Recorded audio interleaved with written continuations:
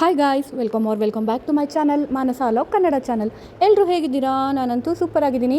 ಮಕ್ಕಳಿಗಂತೂ ಬೇಸಿಗೆ ರಜೆ ಬಂದಾಯಿತು. ಆರಾಮಾಗಿ ಖುಷಿಯಾಗಿ ಎಲ್ಲ ಕಡೆ ಟ್ರಿಪ್ನ ಹೋಗ್ತಾ ಇದ್ದಾರೆ. ನಾವು ಕೂಡ ಅದೇ ರೀತಿ ಟ್ರಿಪ್ ಮಾಡೋ ಸಮಯ ಬಂದುಬಿಟ್ಟಿದೆ.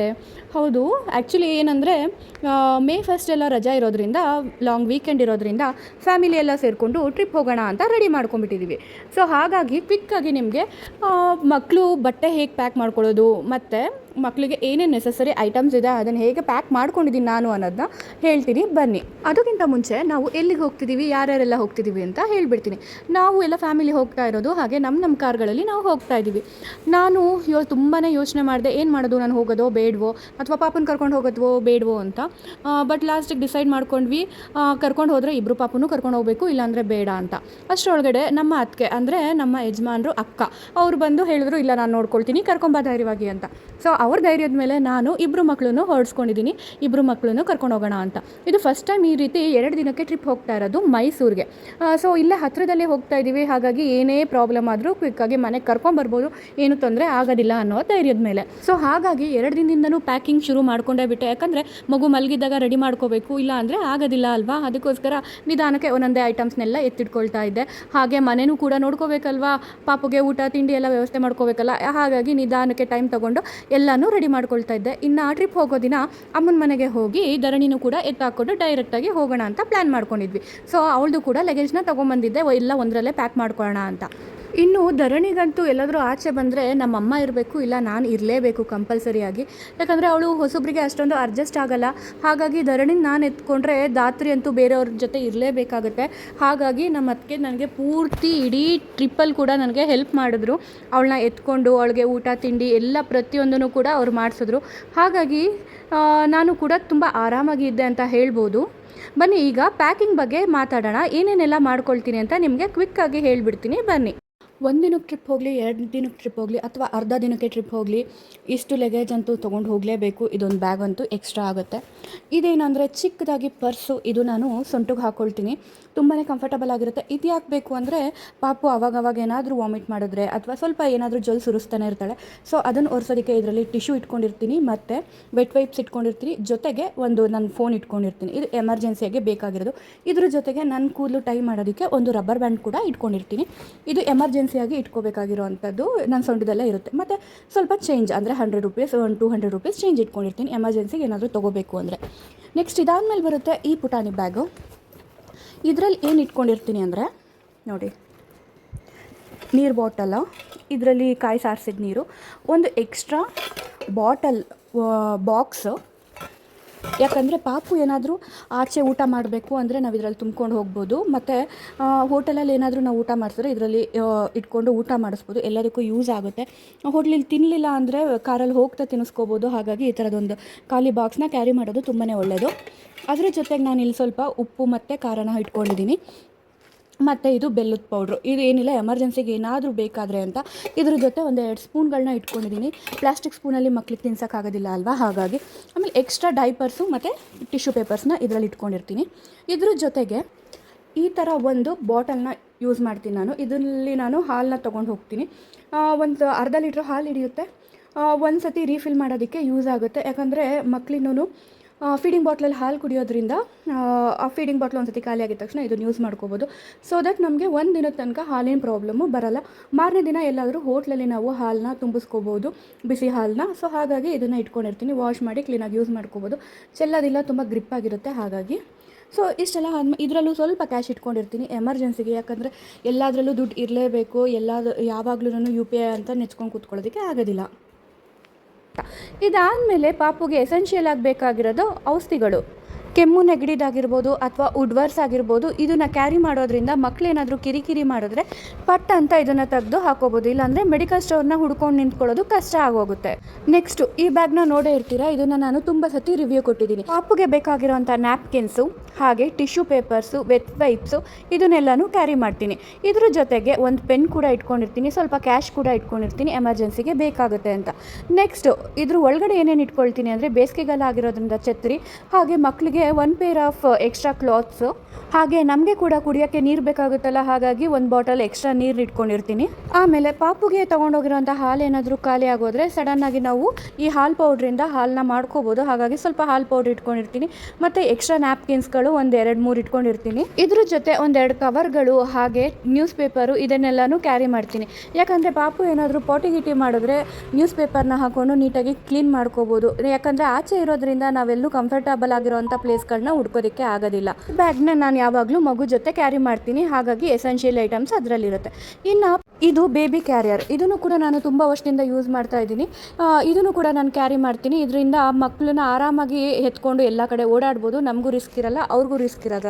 ಅದಾದಮೇಲೆ ಮೇನ್ ಬಟ್ಟೆಗಳು ಇಟ್ಕೊಂಡಿರೋ ಅಂಥ ಬ್ಯಾಗು. ಇದರಲ್ಲಿ ನಾನು 1-2 ಬೆಡ್ಶೀಟ್ಗಳನ್ನ ಇಟ್ಕೊಂಡಿರ್ತೀನಿ, ಹಾಗೆ ಟವಲ್ಗಳು ಇಟ್ಕೊಂಡಿರ್ತೀನಿ, ಮತ್ತು ಎಕ್ಸ್ಟ್ರಾ ಟಿಶ್ಯೂ ಪೇಪರ್ಸ್ಗಳು ಮತ್ತು ಡೈಪರ್ಗಳು. ಈ ಪೌಚಲ್ಲಿ ಟಾಯ್ಲೆಟರಿ ಐಟಮ್ಸ್ಗಳು ಅಂದರೆ ಸೋಪು, ಶಾಂಪು ಮತ್ತು ಮಾಯ್ಶ್ಚರೈಸರ್, ಪೌಡರು ಇದನ್ನೆಲ್ಲನೂ ಒಂದು ಪೌಚಲ್ಲಿ ಹಾಕ್ಕೊಂಡು ಇದನ್ನು ಕೂಡ ಒಂದು ಕಡೆ ಇಟ್ಕೊಂಡಿರ್ತೀನಿ. ಸೊ ದಟ್ ಕೈಗೆ ಆರಾಮಾಗಿ ಸಿಗುತ್ತೆ.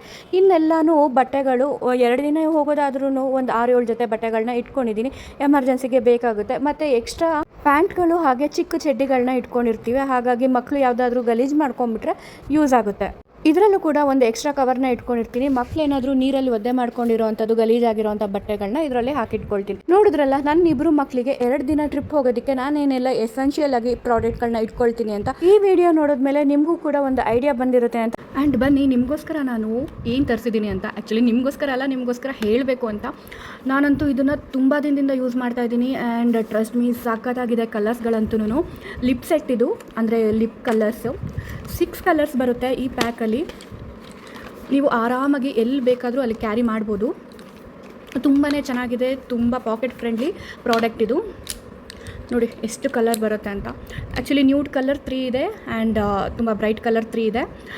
ಯಾವ ರೀತಿ ಬೇಕಾದರೂ ಯೂಸ್ ಮಾಡ್ಕೋಬೋದು. ಆ್ಯಂಡ್ ಕಾಲೇಜ್ಗೆ ಹೋಗೋ ಹುಡುಗಿರ್ಗಂತೂ ಇದಂತೂ ತುಂಬಾ ಫೇವ್ರೇಟ್ ಆಗಿಬಿಡುತ್ತೆ. ಕಲರ್ಸ್ಗಳು ನೋಡಿ, ಒಂದೊಂದು ಸಖತ್ತಾಗಿದೆ, ಕಾಣಿಸ್ತಿದೆ ಅಲ್ಲ. ಆ್ಯಂಡ್ ನಾನಂತೂ ಒಂದು 2-3 ಮಂತ್ಸಿಂದ ಯೂಸ್ ಮಾಡ್ತಾಯಿದ್ದೀನಿ. ನನಗಂತೂ ಪ್ರತಿದಿನ ಒಂದೊಂದು ಕಲರ್ ಈಗ ಹಚ್ಕೊಳ್ಳೋದೇ ಒಂದು ಕ್ರೇಜ್ ಆಗಿಬಿಟ್ಟಿದೆ. ಸಖತ್ತಾಗಿರುತ್ತೆ ಆ್ಯಂಡ್ ತುಂಬಾ ಲಾಂಗ್ ಲಾಸ್ಟಿಂಗ್ ಬರುತ್ತೆ.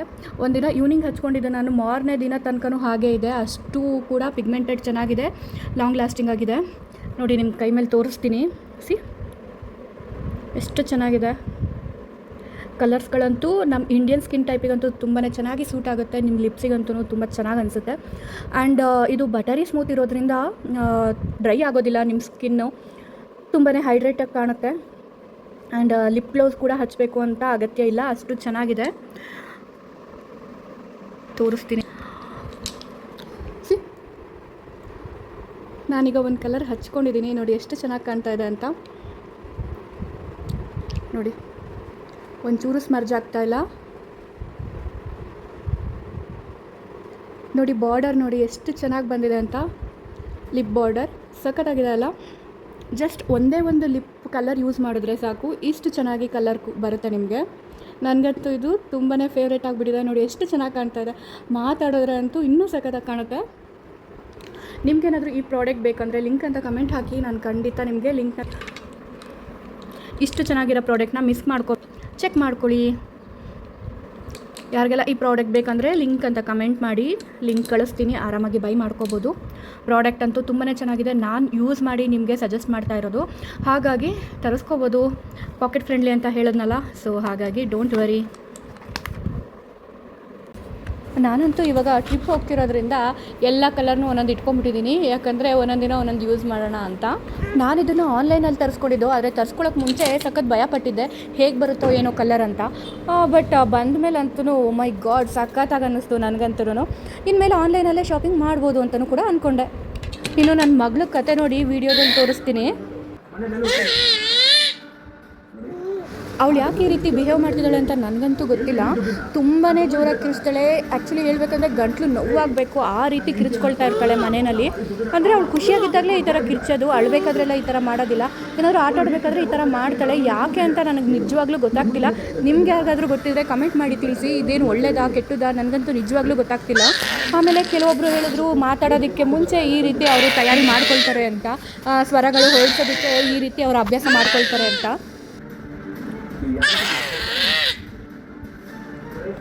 ಒಳ್ಳೆ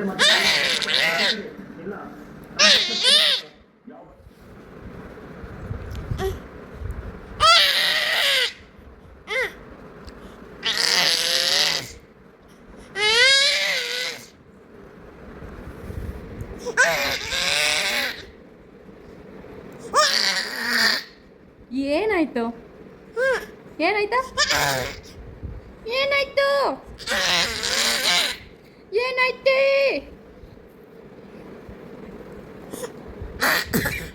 ಸಾಕು ಸಾಕು ಗಂಟ್ಲು ನೋವುತ್ತೆ ಸಾಕು ಕಣೆ ಗಂಟ್ಲು ನೋವುತ್ತೆ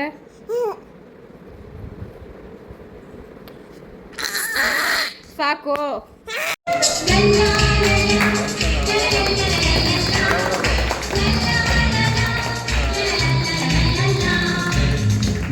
ನಗುತ್ತಾ ಬಾಳು ನೀನು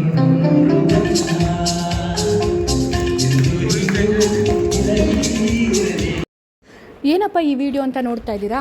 ಇದು ಏನಂದರೆ ನನ್ನ ಹೈಸ್ಕೂಲಿನ ಲೈಫ್ದು ಒಂದು ತುಣುಕಾಗಿದೆ. ಏನಂದರೆ ಇದು ಗುರುವಂದನಾ ಕಾರ್ಯಕ್ರಮ ನಡೆಸ್ಕೊಡ್ತಾ ಇದ್ದಾರೆ. ನಮ್ಮ ಅಪ್ಪನೂ ಕೂಡ ಅಲ್ಲಿ ಟೀಚರ್ ಆಗಿರೋದ್ರಿಂದ ಅವರು ಕೂಡ ಊರಿಗೆ ಹೋಗಿ ಸ್ಕೂಲ್ನಲ್ಲಿ ಇದ್ದಾರೆ. ನೋಡಿ ಲಾಸ್ಟಲ್ಲಿ ಕೂತಿದ್ದಾರಲ್ಲ ಅವರೇ ನಮ್ಮಪ್ಪ. ಈ ಬ್ಯಾಚ್ ಅಂದರೆ ಈಗ ನಡೆಸ್ಕೊಡ್ತಾ ಇರೋ ಬ್ಯಾಚ್ ನನಗಿಂತ ಸೀನಿಯರ್ ಆಗಿದ್ದಾರೆ. ಅವರು ಕೂಡ ನಮ್ಮನ್ನು ನೋಡಿ, ಅಂದರೆ ನಾವು ಲಾಸ್ಟ್ ಇಯರ್ ಇದೇ ಟೈಮ್ಗೆ ಗುರುವಂದನಾ ಕಾರ್ಯಕ್ರಮ ಮಾಡಿದ್ವಿ, ಅದನ್ನು ನೋಡಿ ಅವರು ಕೂಡ ಈ ವರ್ಷ ಮಾಡಿದ್ದಾರೆ. ತುಂಬಾ ಖುಷಿ ಆಗುತ್ತೆ. ಮುಂಚೆ ಎಲ್ಲ ಈ ಥರ ಮಾಡ್ತಿರ್ಲಿಲ್ಲ, ಬಿಟ್ಟೇ ಬಿಟ್ಟಿದ್ರು. ಸೊ ನಾವೇ ಫಸ್ಟ್ ಗ್ರೂಪ್ ಅಂತ ಹೇಳ್ಬೋದು. ನಮ್ಮದು ನೋಡಿಕೊಂಡು ಪ್ರತಿ ವರ್ಷ ಒಬ್ಬರೊಬ್ಬರು ಕೂಡ ಮಾಡ್ಕೊಂಡು ಬರ್ತಾ ಇದ್ದಾರೆ. ಇದು ನನಗಿಂತ 5 ವರ್ಷ ದೊಡ್ಡವ್ರದ್ದು. ಲಾಸ್ಟ್ ಟೈಮ್ ಗುರುವಂದನಾ ಕಾರ್ಯಕ್ರಮ ಮಾಡಿದಾಗ, ಅಂದರೆ ನಮ್ಮ ಬ್ಯಾಚ್ ಅವ್ರು ಮಾಡಿದಾಗ ನನಗೆ ಹೋಗೋದಕ್ಕಾಗಲೇ ಇಲ್ಲ. ಆಗಿನೂ ಡೆಲಿವರಿ ಆಗಿ ಒಂದು 2-3 ತಿಂಗಳೇನೋ ಆಗಿತ್ತು. ಹಾಗಾಗಿ ತುಂಬಾ ಮಿಸ್ ಮಾಡಿಕೊಂಡೆ. ಇನ್ನೊಂದ್ಸರಿ ಯಾವಾಗಲಾದರೂ ಎಲ್ಲ ಫ್ರೆಂಡ್ಸ್ಗಳು ಮೀಟ್ ಆಗಬೇಕು ಅಂತ ತುಂಬಾ ಆಸೆ ಪಡ್ತಾ ಇದ್ದೀನಿ. ನೋಡೋಣ ಯಾವಾಗ ಆಗುತ್ತೋ ಗೊತ್ತಿಲ್ಲ. ಆದಾಗಂತೂ ಡೆಫಿನೆಟ್ಲಿ ನಿಮ್ಮ ಜೊತೆ ವ್ಲಾಗ್ ಮಾಡಿ ಹಂಚ್ಕೊಳ್ತೀನಿ. ನನ್ನ ಫ್ರೆಂಡ್ಸ್ಗಳನ್ನ ನೀವು ಕೂಡ ನೋಡಿ ಹೇಗೆಲ್ಲ ತರಲೆ ತುಂಟಾಟ ಮಾಡ್ತೀವಿ ಅಂತ ನೀವು ಕೂಡ ನೋಡ್ತಾ ಇರಿ, ಓಕೆನಾ? ಸೊ ಈ ವಿಡಿಯೋ ನಿಮಗೇನಾದರೂ ಇಷ್ಟ ಆಗಿದ್ದರೆ ವಿಡಿಯೋನ ಲೈಕ್ ಮಾಡಿ, ಮತ್ತು ಚಾನಲ್ಗೆ ಹೊಸಬರಾಗಿದ್ದರೆ ಸಬ್ಸ್ಕ್ರೈಬ್ ಮಾಡಿಕೊಂಡು ನೋಡಿ ಅಂತ ಹೇಳ್ತಾ ಇದ್ದೀನಿ. ಬಾಯ್.